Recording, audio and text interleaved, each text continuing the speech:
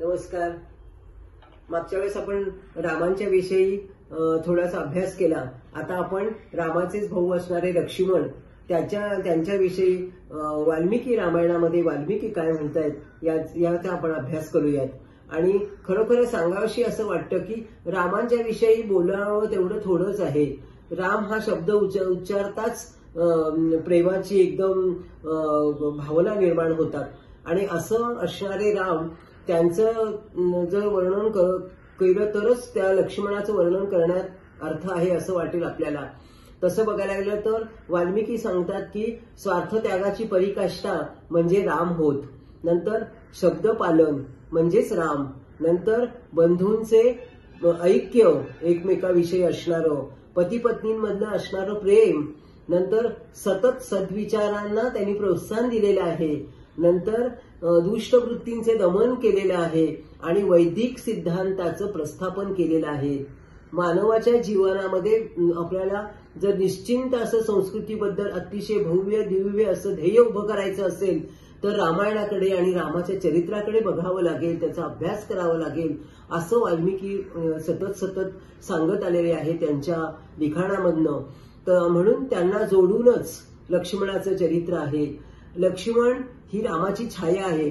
14 वर्ष वनवासामध्ये तरुणपणी आपलं लग्न विवाह झाला असताना सुद्धा इतकं ऐक्य आणि इतकी छाया की जिथे राम तिथे लक्ष्मण. संपूर्ण जीवनामध्ये बघितलं तर अतिशय तेजस्विता, कुठेही संघर्ष नाही.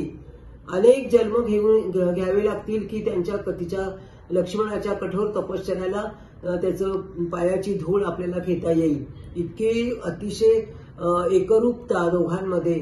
रामाशिवाय मी जगूच शकणार नाही अशी सतत मनामध्ये उत्कंठा असणारे विश्वामित्र ज्या वेळेला दशरथाकडे रामाची मागणी करायला येतात तेव्हा लक्ष्मणाला सांगायची गरजच नाही, कारण जेथे राम तेथे लक्ष्मण हे ठरलेलंच आहे. राम ज्या वेळेला लक्ष्मण मूर्छित होतो तेव्हा राम सुद्धा किती अस्वस्थ होतात आणि त्यांनी सांगितलंय की माझं लक्ष्मणाशिवाय माझ्या जीवनाला काही अर्थहीन आहे, माझ्या जीवनाला काही अर्थच नाही. त्यावेळेला ते खूप शोक करतात आणि त्या शोकामध्ये ते म्हणतात की यत्र भ्राता सहोदर, लक्ष्मण हा माझा भाऊ असून तो माझा सहोदर आहे. आणि म्हणून जिथे राम तिथेच असं अमर्याद दोघांचं एकमेकाविषयी असणारं प्रेम.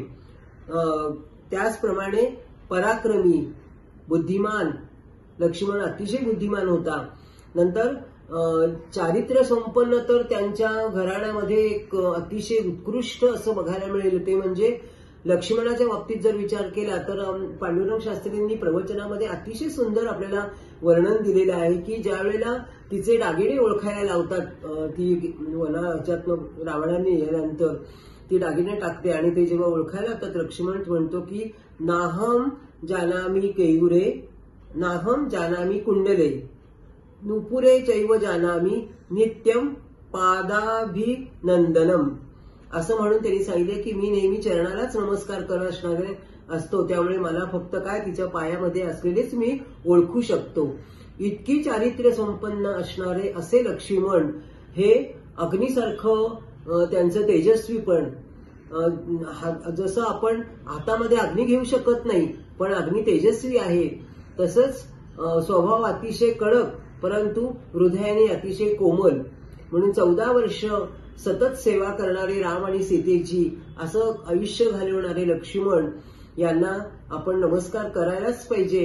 म्हणून आपण नमस्कार करूयात त्यांना.